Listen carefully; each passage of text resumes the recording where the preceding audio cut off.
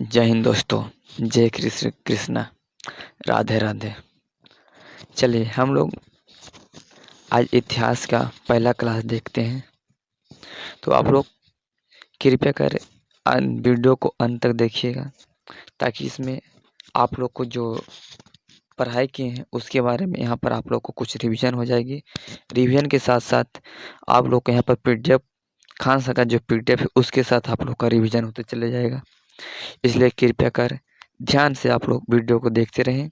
आज भी होता चला जाएगा और रिवीजन और एग्ज़ाम की तैयारी भी। सबसे पहला बात है इतिहास। इतिहास के लेखक कौन है? तो देखिए इतिहास कहते हैं किसको, तो अतीत के अध्ययन को हम लोग इतिहास कहते हैं। चलिए पहला तो हो गया। दूसरा का इसके जनक कौन है? इसके जनक हम लोग का हेरोडोटस है। कौन है? हेरोडोटस है। इतिहास की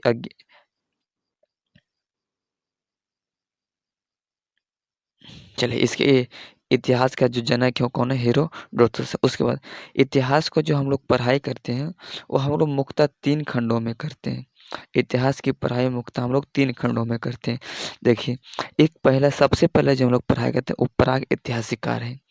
इस इतिहास काल में ना तो कुछ लिखा हुआ मिला है और ना ही तो कुछ इस मतलब कोई ऐसा शब्द नहीं मिला जिससे कि हम लोग सही तरह से पढ़ाई लिखाई कर सकते हैं।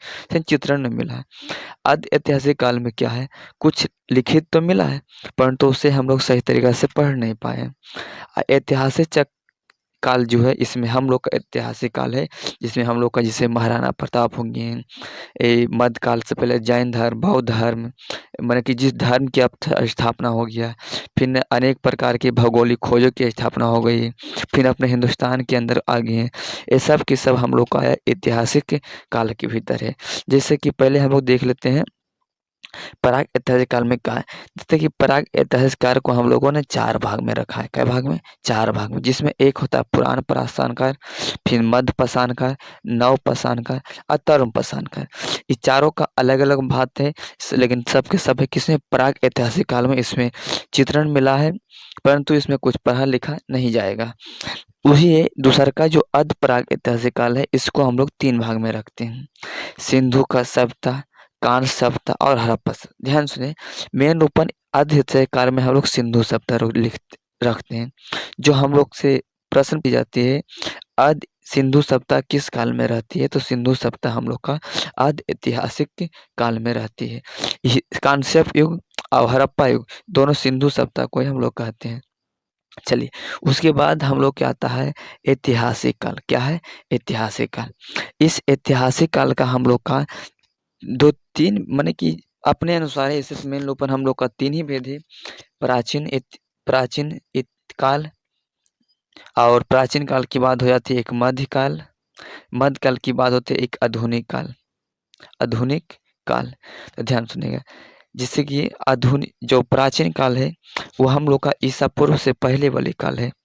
और जो मध्यकाल है वो 1750 तक की जितनी भी कालें समय में बीती हुई जो भी बात हुई है उसे हम लोगों ने मध्यकाल में रखे। उसके बाद की जो आधुनिक काल में रखें, 1750 की बाद वाला जो बात है उसे हम किस में रखें? आधुनिक काल में रखें। चलिए, तो यहाँ तक आप लोग का कोई परेशानी नहीं है। आधुनिक काल के बाद फिर हम लोग अपने में हिंदुस्तान के भीतर जब घुसते हैं तो हम लोगों ने उसको एक कुछ को विश्व, कुछ को हम लोगों ने विश्व में रख लिया है और कुछ को हम लोगों ने नेहरू काल कहा है, कभी गांधी युग कहा है, जिससे गांधी युग में हो जाती है 1915 से 1947 तक के काल को हम लोग क्या कहते हैं? गांधी युग कहते हैं। इसी प्रकार 1947 के बाद कोई आधुनिक नेहरू काल भी है, जब इनकी प्राइम मिनिस्टर की सब कुर्सी यानी प्रधानमंत्री बने हुए थे, उस समय की बात है। चलिए, तो अब हम लोग चलते हैं प्राग ऐतिहासिक काल के बारे में। सबसे पहला बात तो ये कि प्राग ऐतिहासिक काल जो है ये इतिहास का सबसे पुराना समय है। यहाँ सिर्फ हमें कुछ पुरातत्व मिला है, पुराना सामान मिला है, जिसके माध्यम से हम लोग इस काल की जानकारी प्राप्त किए। ना तो कुछ लिखा हुआ है, ना ही कहीं पर पढ़ा गया है। सिर्फ कुछ ही माध्यम के कुछ ही पुराना तत्व मिला गया है, जिसके माध्यम से हम लोग को इसके बारे में जानकारी मिली है। चलिए, पाषाण काल में मेन रूप हम लोग जो मानव था वो पत्थर के औजार और हथियार बनाकर एक भोजन संग्रह करके खाता था, माने कि एक खाना बदोश कह सकते हैं जिस प्रकार के था। परंतु ये पाषाण काल को हम लोगों ने 4 भाग में रखा। कै भाग में? 4 भाग में रखा, जिसमें सबसे पहला भाग आती है पुरा पाषाण काल। इस पुरा पाषाण काल में जो मानव लोग हैं ना, वो खाद्य संग्राहक था। कैसा खाद्य संग्राहक का मतलब होता है खाली एक जानवर के भांति खाना था, इसके और कुछ लक्ष्य नहीं था। ये दूसरा होती है मध्य पाषाण काल। मध्य पाषाण काल में क्या है ना, हम लोगों ने मरने के बाद जो अंतिम संस्कार होती है, हम लोगों ने जिससे 16 संस्कार होते हैं, जिसमें 16 संस्कार को 5 प्रकार में रखा जाता है। एक जन्म के पूर्व, जन्म के बाद, माने फिर पढ़ाई-लिखाई में, फिर गृहस्थ जीवन में, फिर एक मरने के बाद। तो मरने के बाद का जो संस्कार है, वो हम लोगों ने मध्य पाषाण में शुरू किया, जबकि पुराण पाषाण काल में सिर्फ़ एक खानाबदोश की तरह हम लोग ज़िंदगी जीते थे। उसके बाद नव पाषाण काल जो है, इसमें हम लोगों ने कृषि करना प्रारंभ किया नवपाषाण में, और पशुपालन हम लोगों ने शुरुआत किया है। चलिए, नवपाषाण के बाद जो हम लोग का आता है, वो आता है ताम्रपाषाण काल। कौन आती है? ताम्रपाषाण काल। यहाँ पर हम लोगों को तांबा की खोज हुई थी और तांबा के कुछ हम लोगों ने सामान बनाना शुरू किया था।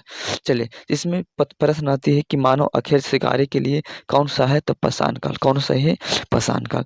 दूसरा प्रश्न हम लोग का आता है, सबसे पहले चावल कहाँ प्राप्त मिली थी? तो इलाहाबाद का कोल्ड डैम, इलाहाबाद का कोल्ड। चलिए, आज के लिए इतना ही, कल फिर हम चलेंगे आज इतिहास